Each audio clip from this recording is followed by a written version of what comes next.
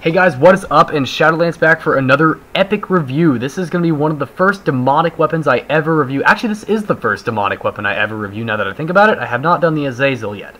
Now, I know I'm not exactly starting the review off with shining stars here, but please bear with me because I have some very special footage at the end of this. I never realized until I did this review that Death Row was actually an Elim map. I thought it was only a fire team map. So I didn't realize that until just now, and I actually like the map quite a bit, so I think I'll be doing a lot more gameplay on that. But unfortunately, I don't have any gameplay with it for the rest of the reviews coming out this week, so you're going to have to bear with me and stick with what I've got for now. I actually don't do particularly fantastic with the Legion, so I'm not able to show it to its full potential. But it is a fantastic epic weapon, just not one I would ever use in competitive gameplay because it's so unreliable as a minigun. But it is definitely the most fun epic to use. I think it's more fun than the Orthus because it is entirely almost dependent on lottos. And I think it's just a lot of fun to use, so I definitely enjoyed playing with this weapon. So I am going to be comparing this Legion, obviously, to the only weapon it can be compared to, the M134 minigun specialist weapon. So first off, I'm going to read off the Legion stats and then the minigun stats, the other minigun. Damage of 34, rate of fire of 100, accuracy of 55, recoil of 90, and obviously it is only fully automatic. If you ever had a burst mode one of these, I would just shit myself. So in all honesty, that's the only way I can really describe it. It is a headshot machine, so if you're not getting one headshot per every one kill, you're doing something wrong. Anyway, you cannot renew the demonic weaponry as of right now. I actually tried doing it with a super renewal, and it doesn't work. There was rumors that you could do that. That is not true. This is a little bit of awkward right there. He drops down in front of me. He's like, what the f? And I blow his face off, and then I die, so that was really awkward. But I am swapping over gameplay now to Death Room.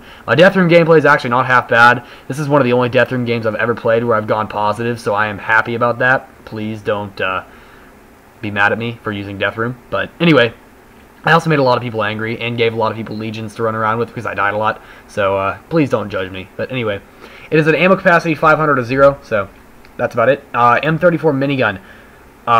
Damage of 34, portability of 10, rate of fire of 90, accuracy of 55, and recoil of 90. So differences. The portability on the Legion is also like slightly higher. There's no actual statistic for it on the wiki, but it is slightly higher than the regular minigun, I do believe, if I remember seeing it correctly. Both of these weapons are belt-fed, obviously. It's a minigun. So both of these guns have a damage of 34. I'm pretty sure, well, if this is 10, obviously the other one's higher, so... However, the Legion has a rate of fire of 100, the only weapon in the game to have that, whereas the minigun, the regular minigun, only has a rate of fire of 90, which actually most SMGs have. So, I mean, in all honesty, you are better off with the Legion, both in Cabin Fever and other modes like that. You're able to empty your clip faster and get more points, especially when you're playing HQ. The weapon is absolutely amazing for HQ because you can get more bullets out faster than everyone else, especially when you can dual-wield miniguns. You'll get more points than other people. And on top, and there's the guy that picked up my Legion.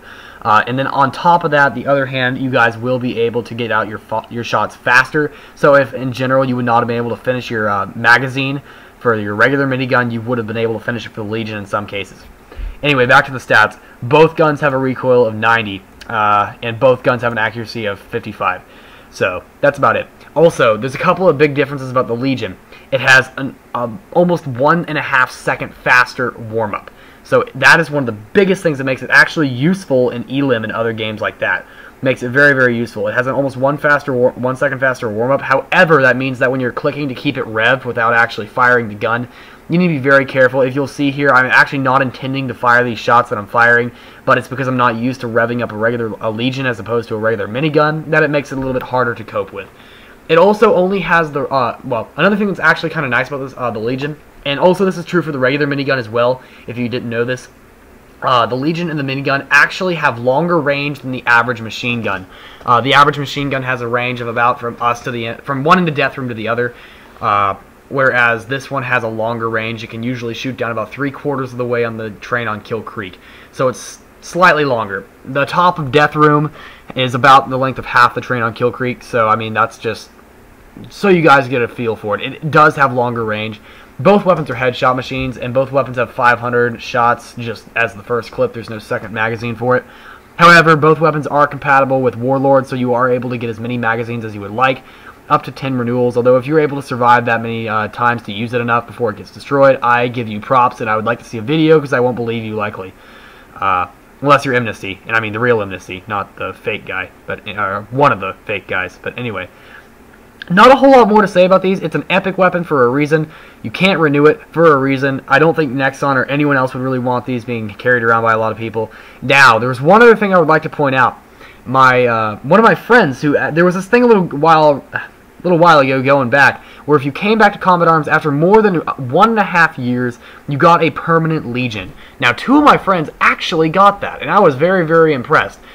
They have permanent Legions on both of their accounts, and I am very, very jealous of both of them. Unfortunately, they still don't really feel like playing Combat Arms, so they're just going to waste, and they refuse to give me their accounts because I would love to be able to have a permanent Legion on one of my accounts. I even offered to buy it from them, so don't think that I'm like being a dick here, but I mean, honestly, they're my friends in real life, so I feel like I have rights to be able to say that. But anyway, be a hypocrite if you want to. I don't necessarily support account buying, but if it's your friends in real life, that's a little bit different. Also, I know that we're just kind of base raping the crap out of these 4 people here, so I have to apologize for that. It's not the most enjoyable gameplay to watch, especially since I don't have any chance of getting anything above an ultra kill, really. It's what we had, it's what we have. It's the only real good gameplay I could get. Not that it's particularly fair gameplay, but you guys get the idea. I'm just trying to get the review out.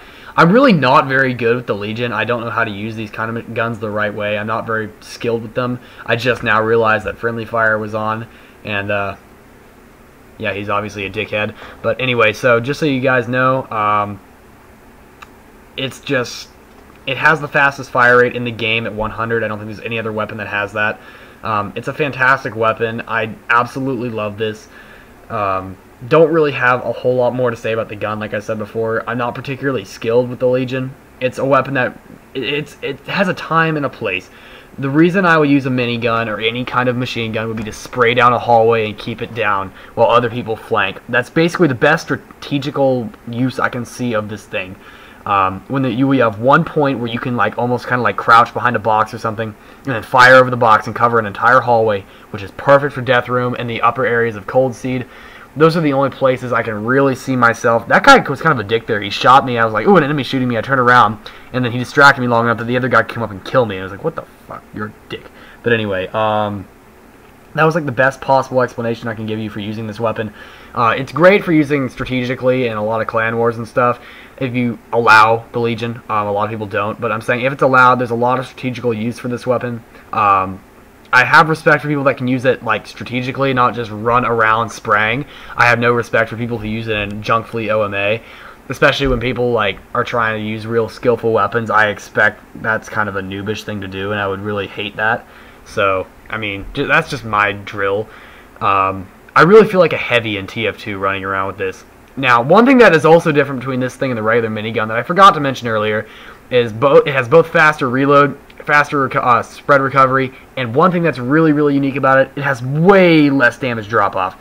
This thing is a 5 to 6 shot kill at maximum range of usage, so that's kind of unique. And here's the Death Row gameplay. I actually don't do half bad here, and let me tell you guys, I never played on this map, even in Fireteam, before I played this game here that I'm recording now. So I'm learning the map, doing a review, and playing the game all at the same time, so please bear with me. I'm sorry, the only thing I can get here is a multi, so please, I apologize for not being absolutely perfect. But I don't think I do half bad. I know I spend most of my time spraying down this hallway, but I'm still learning the map, so you can't judge me, really. I'm doing the best I absolutely can. But anyway, I hope you guys definitely enjoyed this video. Please check out my NX giveaway. It's going on until December. So, I mean, it's going on through December all the way towards, ooh, that looked painful.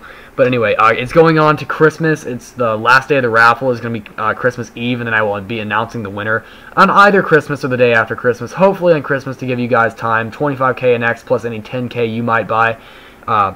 You apparently can't spray through these, by the way, so don't ever do what I'm doing right here. You apparently can't spray through that and actually get kills, so don't consider that. But as I was saying before, it is much more convenient to save your $10 and then get the Holiday Wolf Perm. I would suggest that you guys set aside money to get that. But that's just one thing I want to say before this review ended. Thank you guys for watching this epic review, and I will see you guys in the next video. Please rate, comment, subscribe, and maybe request some reviews. I'm running out of reviews to do, guys. These epics were a little bit special. I won't be able to do this again. So request reviews, please. And I will see you guys in the next video. Shadolance out. You know what? Given the intelligence of the people who watch this show, this is probably a good thing to teach. Because my guess is when they're not trying to operate heavy machinery with their butt cheeks, they're probably trying to do something stupid like this. I mean, what else could you possibly teach that would be as stupid as that? Even you can learn something from a sloth. Fuck this shit!